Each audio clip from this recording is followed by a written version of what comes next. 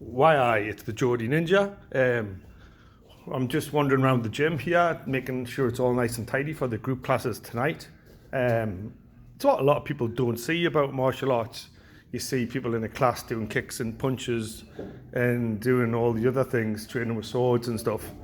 But they don't see what the coaches or the instructors have to do to get everything all there.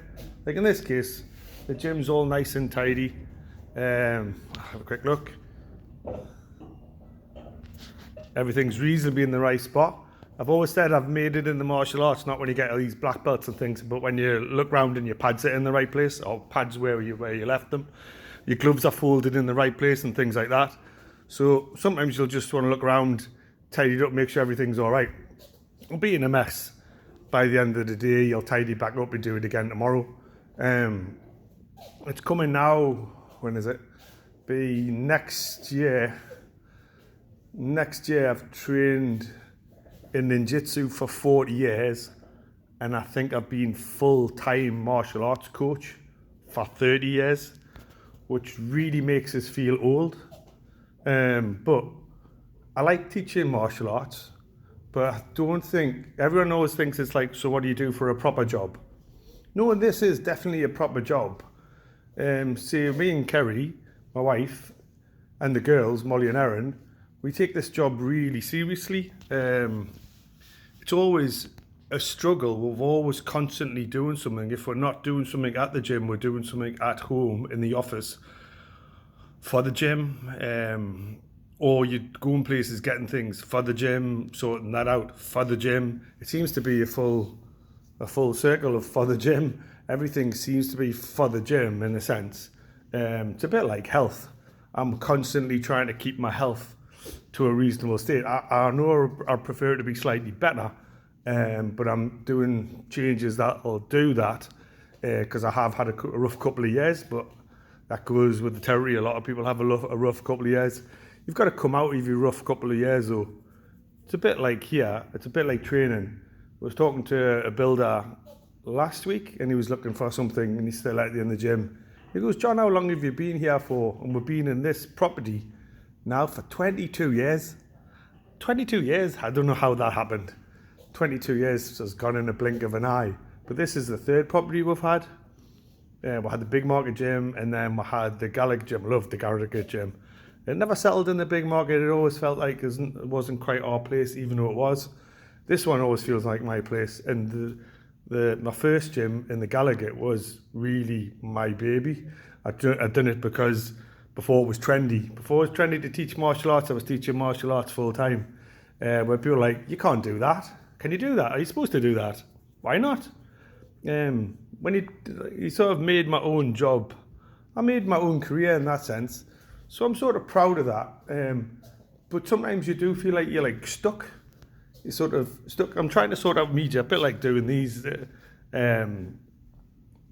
podcasts, that type things. I don't even know what that's called.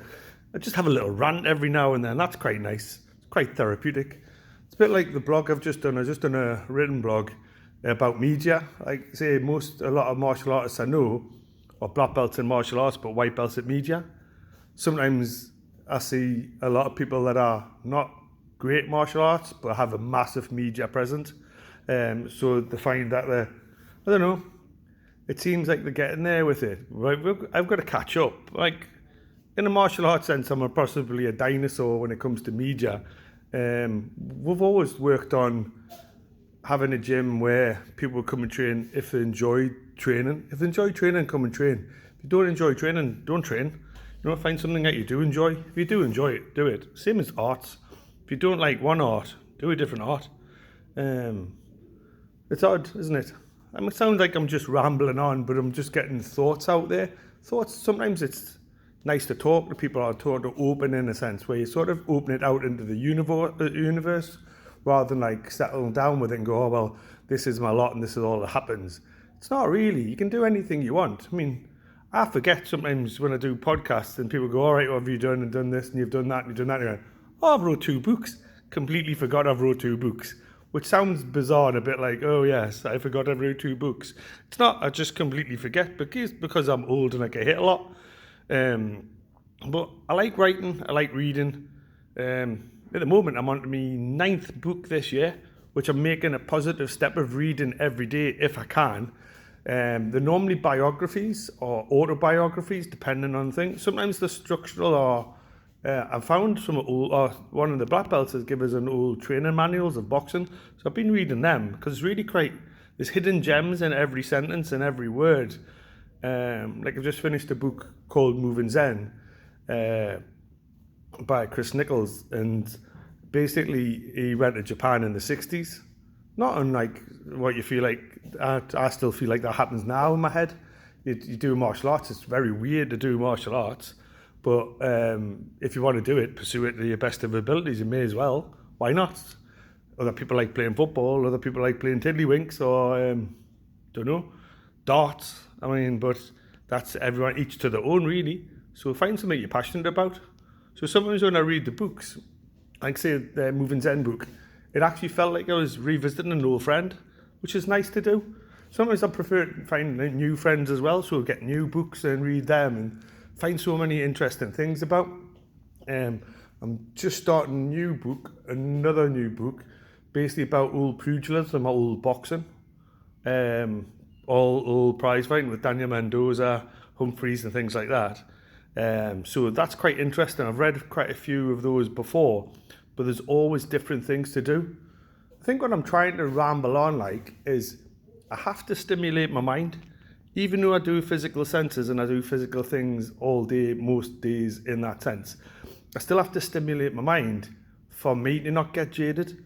So in training, I can be the best sort of example. Basically, like you've got to put a show on when you teach. Basically, you can't be grumpy, miserable. I know Kerry would say I'm miserable sometimes, which I am, but I can't help it. It's just my mannerisms. But I do try to cheer up when I teach. You should have an upbeat type of class, no matter what class it is. Even if it's a serious class, you should be a little bit more upbeat in it. If you don't want to be there or look like you don't want to be there, why the hell would somebody else want to come to it? So no matter what you feel in that day, put on your front, put on your show, put on your smile. Firstly, help other people. That helping other people will probably more than likely make you feel better, because you're helping them will help you.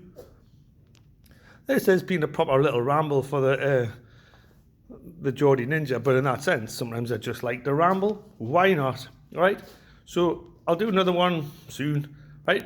But if you enjoyed it, take it easy and have a lovely day. Why?